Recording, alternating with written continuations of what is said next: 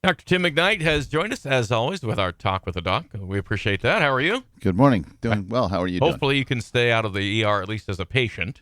So that we're looking for that. Well, interesting. Yeah, I stayed out as a patient. I went down as a provider yesterday, and Okay. one of the staff members said, "So, listen to your show. What are you going to talk about tomorrow?" I said, "Well, give me something to talk about. What do you think we should talk about? What do people need to know about the emergency room?" Right. So, You don't really make plans to go there, so it's something that you maybe should think about ahead of time, I guess, a little bit. yeah, it's exactly if you're prepared, everything goes smoother. And so, obviously, people when they're in a crisis, that's usually when they're going to the Yeah. emergency room. But there's some things that can make your visit more beneficial, more helpful, and more satisfying. And I think we see a lot of people come in the emergency room who are unprepared in a lot of ways, and it makes it a much more difficult experience. So I thought maybe we could highlight some of those things. First thing is, as you mentioned, bring your insurance card. Some people don't do that, and when there's an emergency, sometimes that's the last thing you're thinking of. But try to have that handy. And with the emergency with the insurance card, it's really probably the most critical thing I could say is bring your list of medications, a current list of medications. I've mentioned this before that. The third leading cause of death in the United States is healthcare related. Yeah. So, somebody gets an infection in the hospital, or there's a botched surgery. Those things don't happen that often, but the majority of death related to healthcare comes from overuse of medications. People come in with multiple medications, and what we normally see is not because as providers, we have to sign death certificates. So I'll get a call that one of the nurse practitioner's patients came in a cardiopulmonary arrest and they died, and I have to sign the death certificate. And I have to figure out, well, how did they die? So I look at the chart, and sometimes it's not clear. There's no history of heart disease or cancer or anything that is obvious what caused their death. But when I see a long list of medications, you have to wonder, was this a consequence of too many medications causing a heart dysrhythmia or some kind of a heart problem? Because often what happens is somebody is found at home in the bathroom or in the bedroom, and they're struggling to breathe, or they're having chest pain, or so the squad is called. Maybe they're passed out, and we never really know what that is. But I can tell you that there's a lot of people that die from drug interactions, and it's not something that as a family doctor, I'm going to put on their death certificate that I think this person died from overuse of medications, because I can't really prove that, Right. and I don't want to attack my peers. But that's one of the things that just lingers in your mind. You wonder.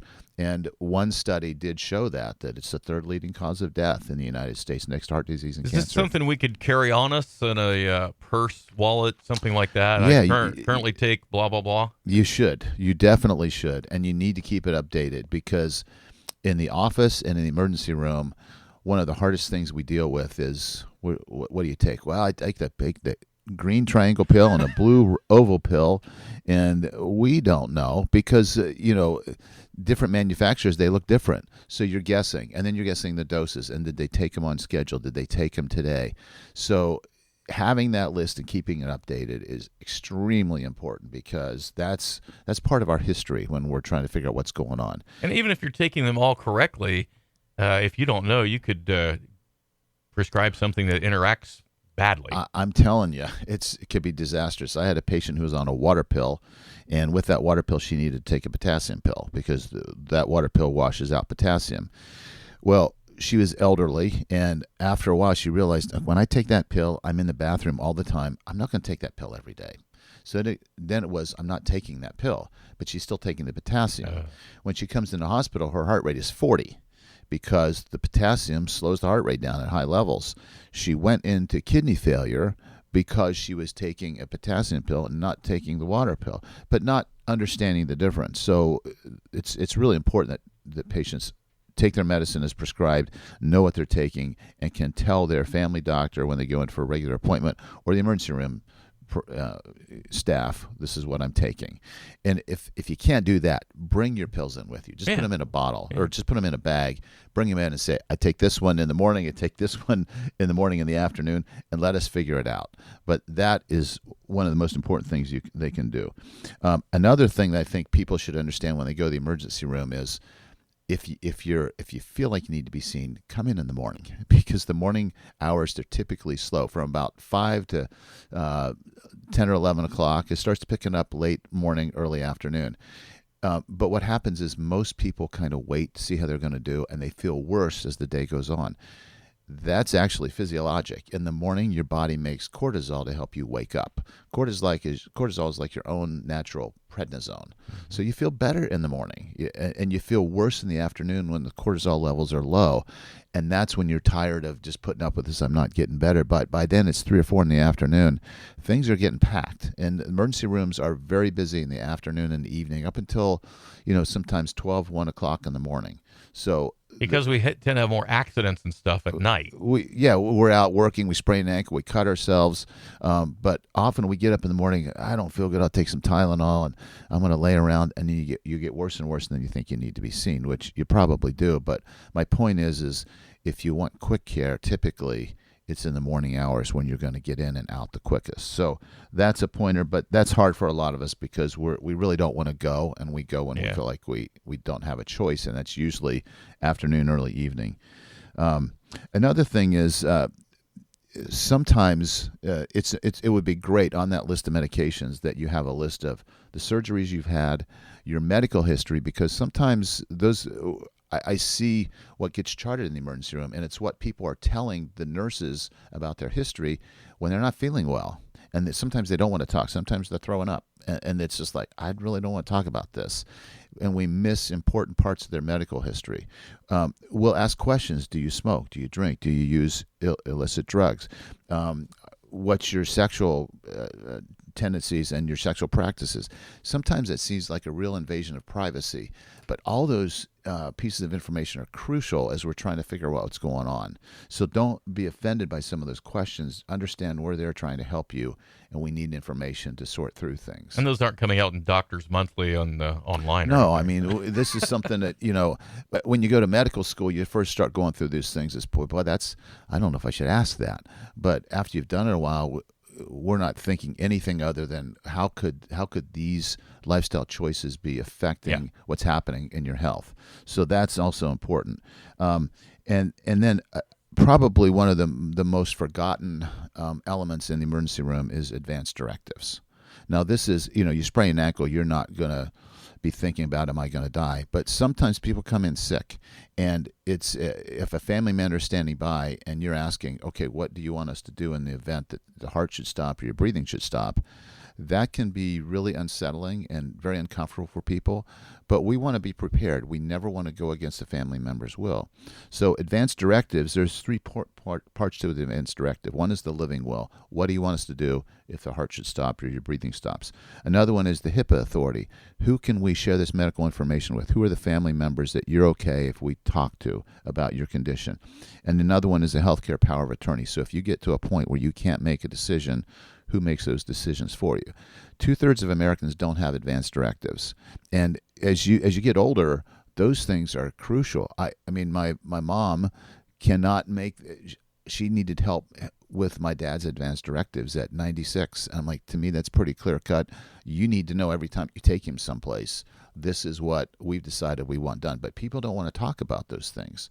So we have one of the things we're talking about, a living will, is so if the heart were to stop or your breathing stops, you got some choices. You can be a full code, meaning we do everything, full court press, and that's usually for most healthy adults. We're not just going to stop, but then you've got somebody who's elderly, and you've got a choice between. It's called do not resuscitate arrest and do not resuscitate comfort care.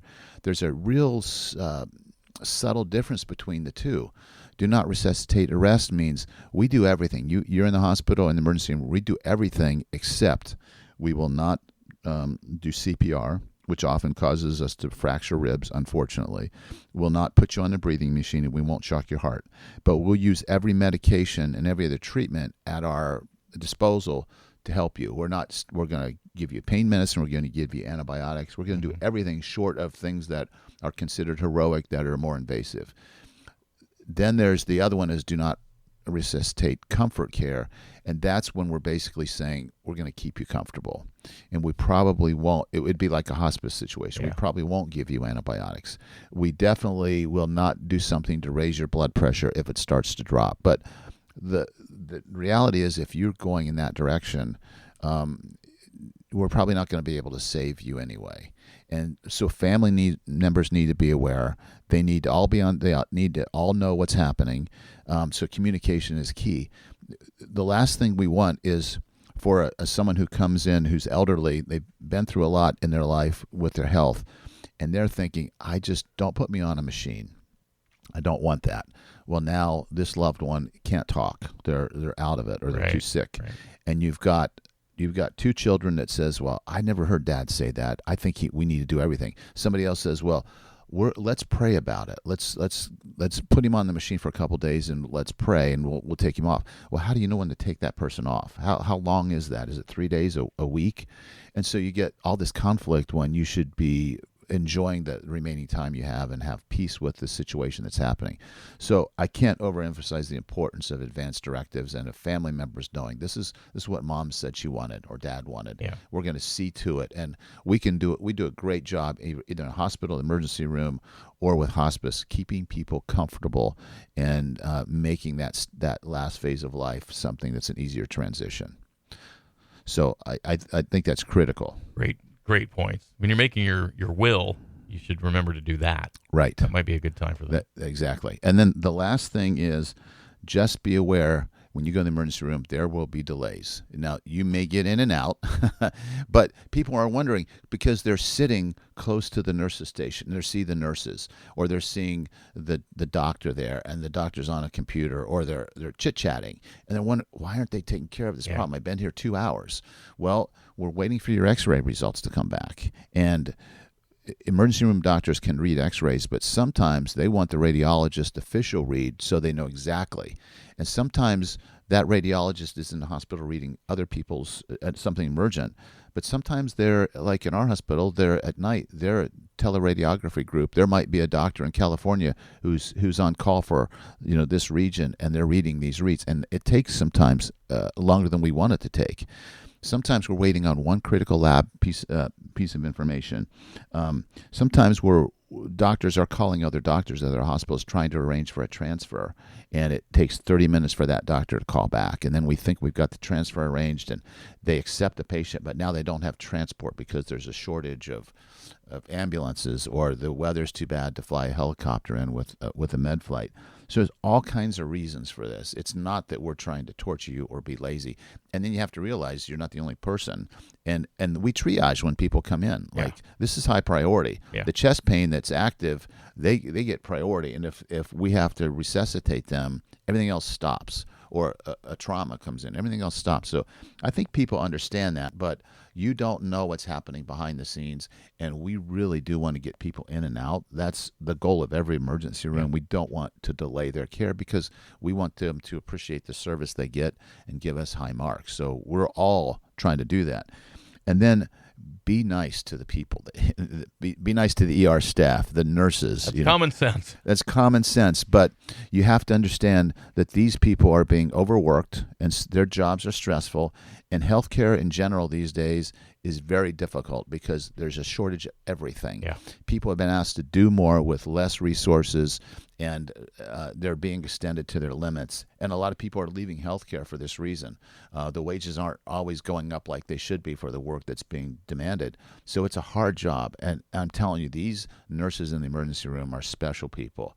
But you can get them at the end of a shift where they've watched somebody die and they've been thrown up on, and a drug overdose has spit on them or called them names. They've been through a lot. So, it's just that you catch more flies with honey than you do vinegar. So just be kind to these people because they'll return it to you. If you're good to them, they're going to be extra good to you and to try to help you out. And then finally, just be patient with the process. Now, these are all common sense things, but when you see it and you're a patient, or I've been a patient and I've been on the other side of it, I get it and I appreciate it. But you're going to have a much better experience if you come prepared with the information they need, and if you're patient with them and kind to them, because I'm telling you, it's a hard job to work in the trenches like this. You never know what's coming in. You never know how hard your shift is going to be, what you're going to see. I remember one time when I was at Children's Hospital, my first shift at a Children's Hospital, a little girl named Katie came in with blue eyes and blonde hair, and she had been backed into by someone in a driveway who was racing to the hospital to see a loved one who had been in a car accident. Well, Katie had head trauma, and I'm standing there and watching the staff trying to resuscitate her, and I watched the mom and dad come in. The dad's frozen in shock. The mom's on her knees crying. Katie was pronounced dead. I had a little girl, same age, blonde hair, blue eyes, Katie. Mm-hmm. I had nightmares for that. And these people that do this all the time, they have those nightmares. And sometimes they have to get a little calloused, but they have a tough job. And so we need to really appreciate their efforts to help us in our time of need. Thank you for your efforts. Be prepared. Be a Boy Scout before you get to the There you go. Yeah. Dr. Tim McKnight on our Talk with the Doc this morning.